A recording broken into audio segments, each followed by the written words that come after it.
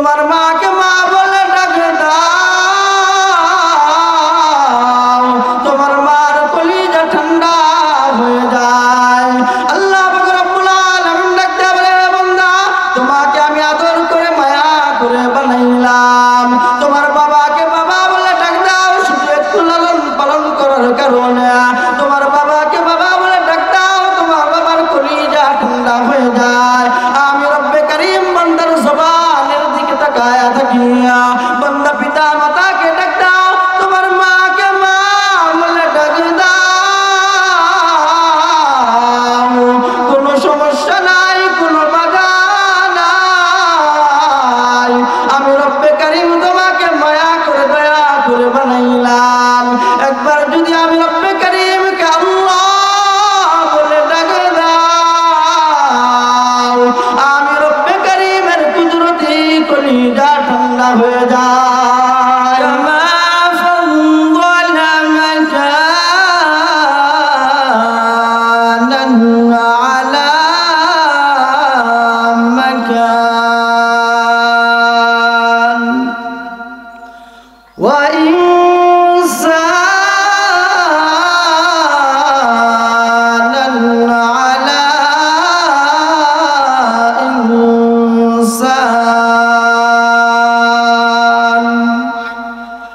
ونشهد أن لا إله إلا الله وحده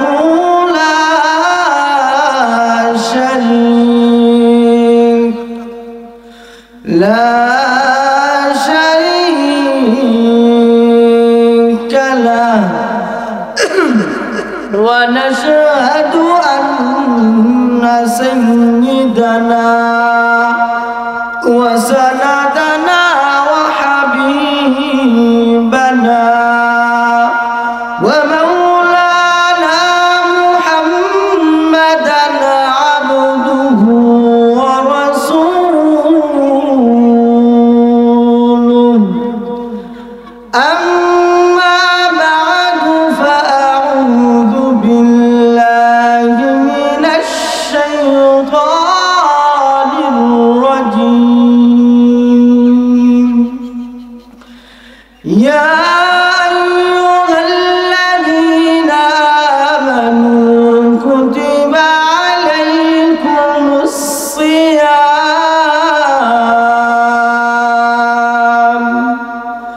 كما كتب على الذين من قبلكم لعلكم تتقون. وقال صاحب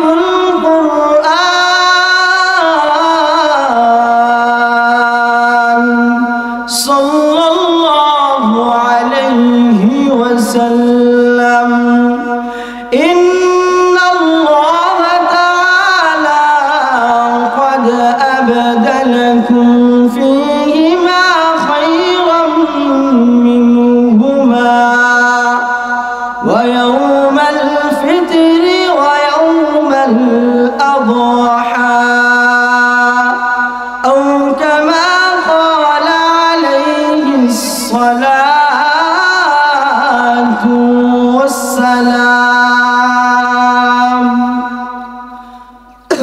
আলহামদুলিল্লাহ, আল্লাহ পাক রব্বুল আলামিনের দরবারে লাখ কোটি শুকর ও সুজুদ। এই মহান রব্বে কারীম আপনাকে আমাকে দুনিয়ার বিভিন্ন ঝামেলা থেকে ফারেক করে আল্লাহ পাক রব্বুল আলামিনের হুকুম আদায় করার পর মাহে রমজানের রোজা রাখার পরে ঈদগাহের ময়দানে একত্রিত হওয়ার জন্য তৌফিক দান করেছেন। এই জন্য দিল থেকে সকলেই শুকরিয়া আদায় করি, সকলেই বলি আলহামদুলিল্লাহ। ঈদগাহের ময়দানে আসতে পেরে আপনারা খুশি না বেজার? খুশির আওয়াজ আরো জোরে সরে দিতে হবে। এই জন্য সকলেই আবার দিল থেকে শুকরিয়া আদায় করি, সকলেই বলি আলহামদুলিল্লাহ। জনাবে মুহাম্মদ আরবি সাল্লাল্লাহু আলাইহি ওয়াসাল্লাম বলেন, যে সমস্ত বান্দা বান্দীকে রব্বে কারীম ভালোবাসেন, মহব্বত করেন, পছন্দ করেন, ওই সমস্ত বান্দা বান্দীর দ্বারা দ্বীনি কথা বলা এবং শোনার তৌফিক দান করেন। এই জন্য আমরা এতটুকু আশা ব্যক্ত করতে পারি যে রব্বে কারীম আপনাকে আমাকে ভালোবেসে মহব্বত করে পছন্দ করে এরকম দ্বীনি কাজ করার সুযোগ দান করেছে। এই জন্য আবারও দিল থেকে শুকরিয়া আদায় করি, সকলেই বলি আলহামদুলিল্লাহ। আল্লাহ রব্বুল আলামিন কোরআনে হাকিমের মধ্যে বলেন, লাইন শাকারতুম লাযীদান্নাকুম ওয়া লাইন কাফারতুম ইন্না আযাবী লাশাদীদ। আল্লাহ রব্বুল আলামিন ডাক দেয়া বলেন, হে দুনিয়ার ইমানদার মুসলমান, আমি রব্বে কারীম যে সমস্ত বান্দা বান্দীকে নিয়ামত প্রাপ্ত করলাম, ওই সমস্ত বান্দা বান্দী নিয়ামত প্রাপ্ত হওয়ার পরে আমি রব্বে কারীম এই নিয়ামতের শুকর আদায় করবে। ওই সমস্ত বান্দা বান্দীকে আল্লাহ তাআলা নিয়ামতকে আরো বাড়া দিবে। বলেন সুবহানাল্লাহ। আল্লাহ রব্বুল আলামিন এই আয়াতে কারীমার মধ্যে আরো জানায়া দেয়, হে পঞ্চগড়ের মুসলমান, যে সমস্ত বান্দা বান্দীকে রব্বে কারীম নিয়ামত প্রাপ্ত হওয়ার পরে নিয়ামত দান করার পরে আল্লাহ রব্বুল আলামিনের শুকরিয়া আদায় করে না, ওই সমস্ত বান্দা বান্দীর থেকে রব্বে কারীম নিয়ামতকে ছিনায়া নেয়।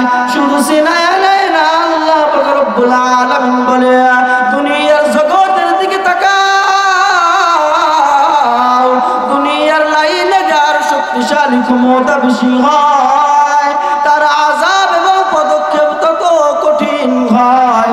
ঠিক তেমনি বারে আল্লাহ রব্বুল আলামিন ডাক দিয়া বলেন, ইন্না আযাবী লাশাদীদ। আল্লাহ রব্বুল আলামিন সমস্ত দুনিয়ার মালিকের মালিক।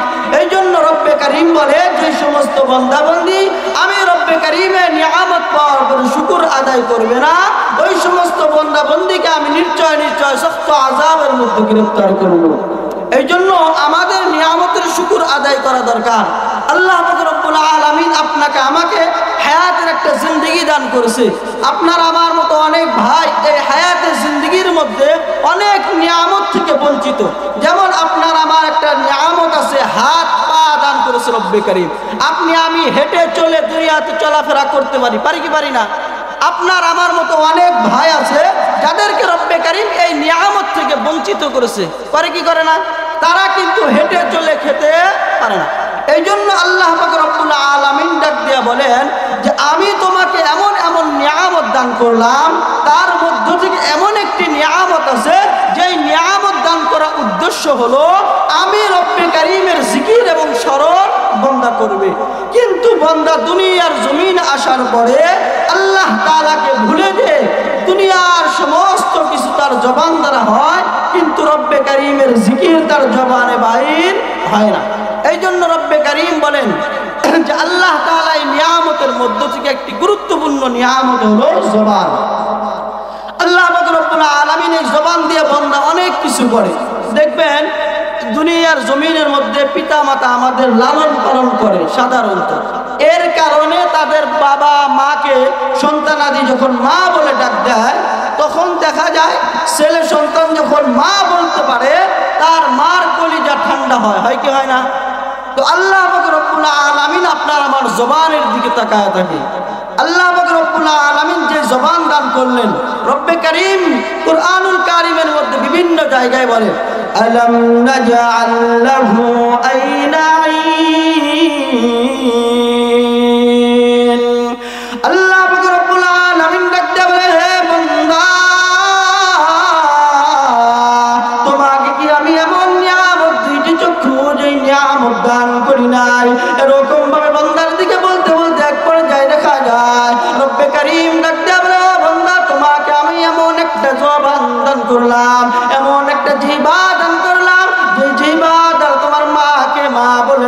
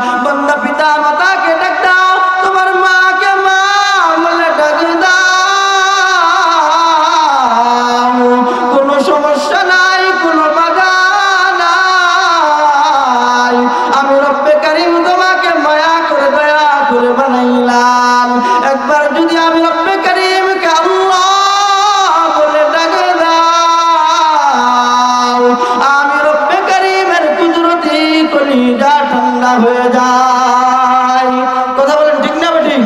এই জন্য আল্লাহ তাআলাকে আপনাকে আমাকে কি করতে হবে? স্মরণ করতে হবে। যাই হোক, সময় সংক্ষিপ্ত। তো ঈদের নামাজ পড়ার জন্য আমরা আসছি। তো ঈদ কি জিনিস এই বিষয়ে একটু জানা দরকার। ঈদ এমন একটা বিষয় যে হাদিসের মধ্যে আসছে সুম্মাল ঈদু ওয়া ফিত তাকাররুরি, অর্থাৎ ঈদকে ঈদ বলা হয় এই জন্য এটা বারবার আসে, এর কারণে ঈদকে ঈদ বলা হয়। তো ঈদ শব্দের অর্থ আমরা অনেকেই জানি যে আনন্দ প্রকাশ করা বা সবার সাথে হাসি খুশি আনন্দ মুহূর্ত কাটানো। তো এই ঈদ আল্লাহ তাআলা পয়গম্বর জনাবে মুহাম্মদ আরবি সাল্লাল্লাহু আলাইহি ওয়াসাল্লাম মদিনার মধ্যে যখন আগমন করলেন, আগমন করার পরে মদিনাকে দেখতে পেলেন তারা জাহিলি যুগের মধ্যে দুইটি দিনকে কি বানাইছে? ঈদ বানাইছে। ঈদ মানে কি করা? আনন্দ প্রকাশ করা। কিন্তু জাহিলি যুগের মধ্যে আনন্দ প্রকাশের মাধ্যমটা ছিল ভিন্ন, মাধ্যমটা ভিন্ন। এই জন্য আল্লাহ রাসূল সাল্লাল্লাহু আলাইহি ওয়াসাল্লাম বলেন, ইন্নাল্লাহা তাআলা ক্বাদ আবদালাকুম ফীহিমা খায়রাম মিনহুমা। জনাব মুহাম্মদ আরবি সাল্লাল্লাহু আলাইহি ওয়াসাল্লাম ডাকতে বলে, ও আমার সাহাবায়ে কেরাম শুনো, জাহিলি যুগের মধ্যে তারা দুইটি দিনকে ঈদ বানায়া উদযাপন করত। আল্লাহ তাআলা আমাদেরকে এমন দুইটি দিন দান করেছে, ওই দিনের মধ্যে মুসলমানরা আত্মহারা এবং আনন্দ প্রকাশ করবে। জনাবে মুহাম্মদ আরবি সাল্লাল্লাহু আলাইহি ওয়াসাল্লাম বলেন, ওই দুইটি দিনের নাম হলো ইয়াউমুল ফিতর ওয়া ইয়াউমুল আযহা। একটি দিনের নাম হলো ঈদুল ফিতর, দ্বিতীয়টির নাম হলো ঈদুল আযহা। তাহলে মুসলমানদের কি খুশি এবং আনন্দ প্রকাশের দুইটি দিন হলো আল্লাহ তাআলা দিয়েছে। জনাবে মুহাম্মদ আরবি সাল্লাল্লাহু আলাইহি ওয়াসাল্লাম বলেন, একটি হলো ঈদুল ফিতর, যেটা আমরা আজকে একত্রিত হয়েছি, আরো 2 মাস 10 দিন পরে যেটা আসবে ঈদুল আযহা। এটা আমাদের জন্য আনন্দ প্রকাশের একটা কি দুইটি দিন আল্লাহ তাআলা নিয়ামত স্বরূপ দান করেছে। এই জন্য মুসলমান এবং বেঈমান কাফেরদের মধ্যে আনন্দ এবং হাসি খুশি পার্থক্য হলো, মুসলমানদের আনন্দ প্রকাশের মধ্যে আল্লাহ তাআলার রেজা থাকে, আল্লাহ তাআলার কি থাকে? ভালোবাসা, আল্লাহ তাআলার কি থাকে? প্রেম থাকে। পক্ষান্তরে যারা কি করবে? ইহুদি, নাসারা, খ্রিস্টান, বৌদ্ধ, বেদিন, তাদের আনন্দ এবং খুশির মধ্যে রব্বে কারীমের ভালোবাসা, মহাব্বত থাকে না। পার্থক্য হলো এতটুকু। এই জন্য উলামায়ে কেরাম বলেন যে ঈদের অর্থ হলো ইয়াউমুল ফারহি ওয়াস সুরুর। ঈদ মানে হলো কি? হাসি এবং কি আনন্দ প্রকাশ। আনন্দ প্রকাশ বিভিন্ন সিস্টেমে হইতে পারে। আপনার আত্মীয় স্বজন, এলাকার আশেপাশে যারা আছে, এই দিনের ভিতরে তাদের খোঁজ খবর নেওয়া।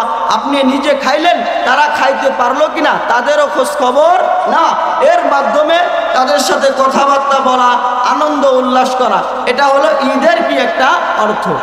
এই জন্য আমাদের মাহে রমজান চলে গেল। মাহে রমজান একটা গুরুত্বপূর্ণ বিষয় ছিল, যেটা আমাদের কি করতে হবে? তাকওয়া অর্জন করতে হবে। তো হাদিসের মধ্যে আসছে, ঈদ তো ওই ব্যক্তির জন্য যেই ব্যক্তি গুনাহ মাফ করতে পারলো, তার জন্য ঈদ, এবং রব্বে কারীম তার তওবা কবুল করেছে, ওই ব্যক্তির জন্য কি? ঈদুল ফিতর। এখন আপনি আমি কতটুকু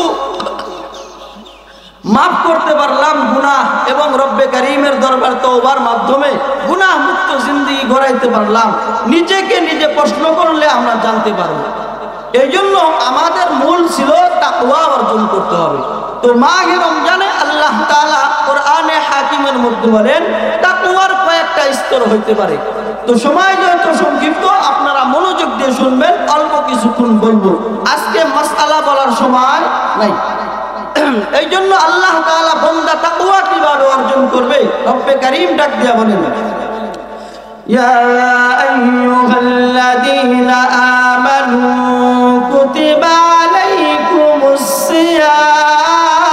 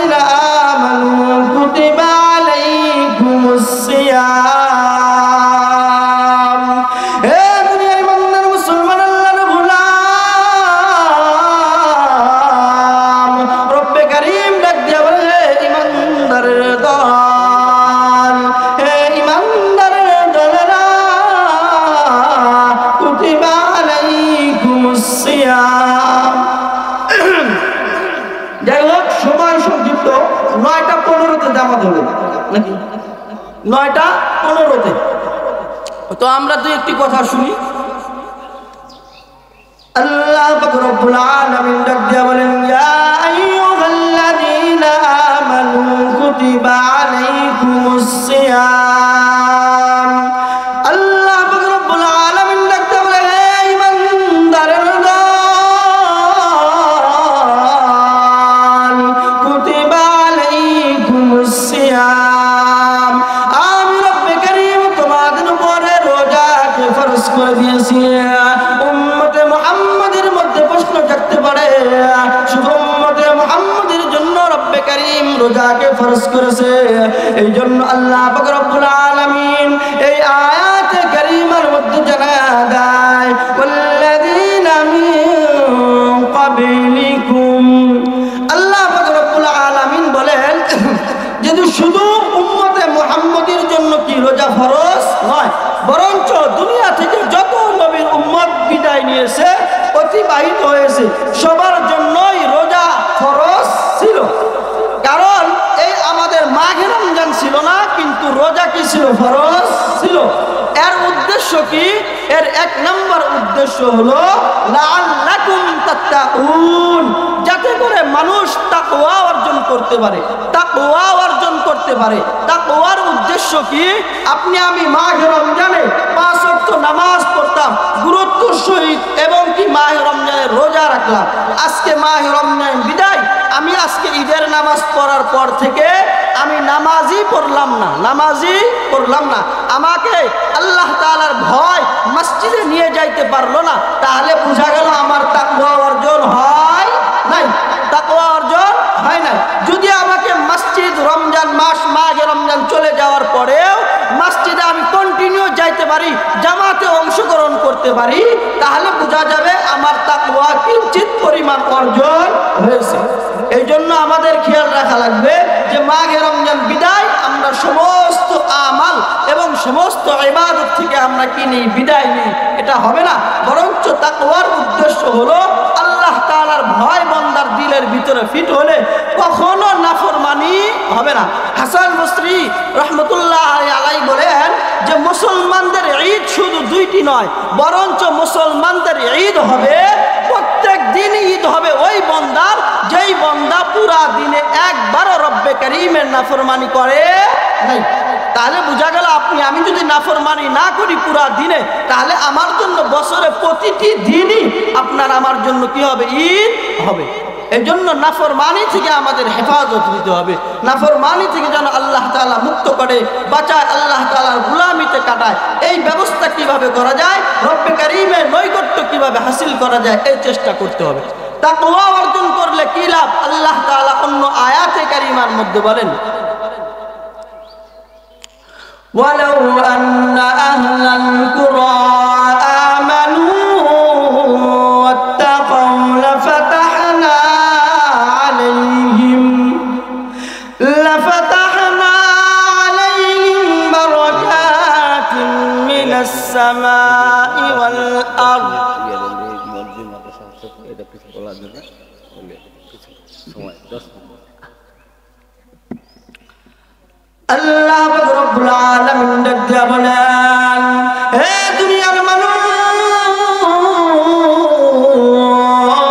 কোন গ্রামে কোন গোত্রের মানুষ যদি আমানু আমি রব্বে কারীমের উপর ঈমান আনে, ওয়াত্তাকাউ যে সমস্ত বান্দা বান্দি তাকওয়া অর্জন করে, ওই সমস্ত বান্দা বান্দির জন্য আল্লাহ পাক রব্বুল আলামিন ডাক দিয়া বলেন, লাফাতাহনা আলাইহিম বারাকাতিন মিনাস সামাই ওয়াল আরদ।